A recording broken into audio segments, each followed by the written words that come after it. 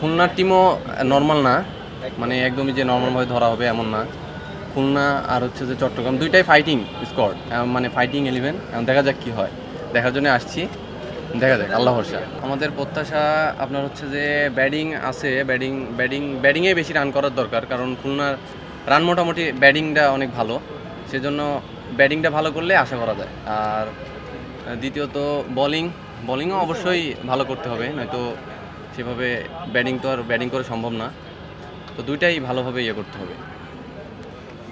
এর আগের দিন মানে ভালোই খেলছে, তবে বোলিংটা একটু খারাপ ছিল, যেটা মানে কোনোভাবে উইকেট ফেলানো ব্যর্থর কারণে আর কি এই কাজটা হয়। উইকেট যদি আরও দু একটা উইকেট যদি প্রথমে ফেলাতে পারতো, তাহলে হয়তো ফাইটিং আরও ভালোভাবে হইতো, কিন্তু উইকেটটা না ফেলানোর কারণেই আরও মানে হারার ইয়েটা বেশি হয়েছে।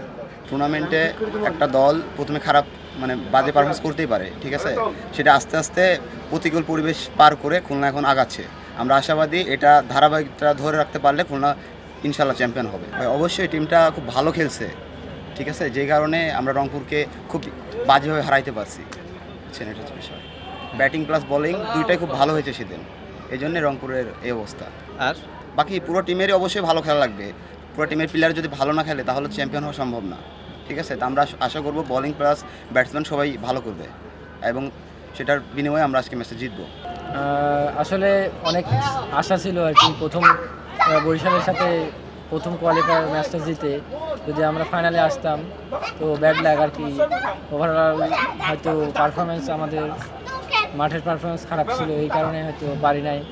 আসলে খুলনা এমন একটা টিম, আমরা আসলে বিপিএল যখন শুরু হচ্ছে আর ওরা যখন টিমটা গঠন করছে তখন আমাদের ধারণা ছিল আসলে খুলনা হয়তো বা শুরুতেই ঝরে যাবে, কিন্তু খুলনার যে কয়টা ম্যাচ আমরা দেখছি প্রত্যেকটা ম্যাচের সাথে কন্টেস্ট হয়েছে।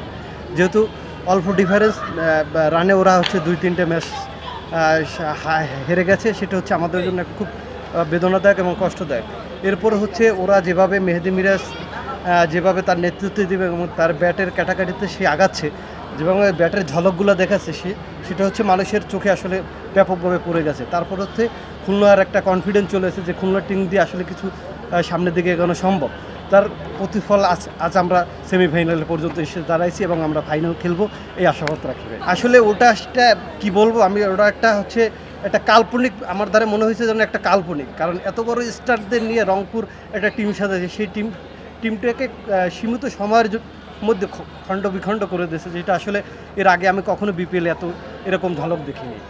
এটার জন্য আসলে বিরাট একটা চ্যালেঞ্জ ছিল এবং সেই চ্যালেঞ্জে সেটা সাকসেসফুল অবভিয়াসলি, কারণ আগের যে টিম গঠন করেছিল সে তুলনায় হচ্ছে আজকে যে টিম নিয়ে তারা মাঠে নামছে সে অবভিয়াসলি খুলনা আগের থেকে শক্তিশালী হয়ে মাঠে ফিরবে ইনশাল্লাহ, এবং ফাইনালে আমরা খুলনায় যাবে এবং বরিশাল, এই দুইটা ম্যাচই ফাইনাল খেলবে আশাবাদী রাখি।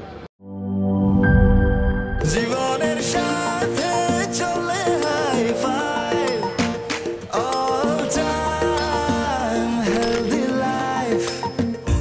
নিশ্চিন্তে খান স্বাস্থ্যকর অল টাইম পান, অল টাইম হেলদি লাইফ।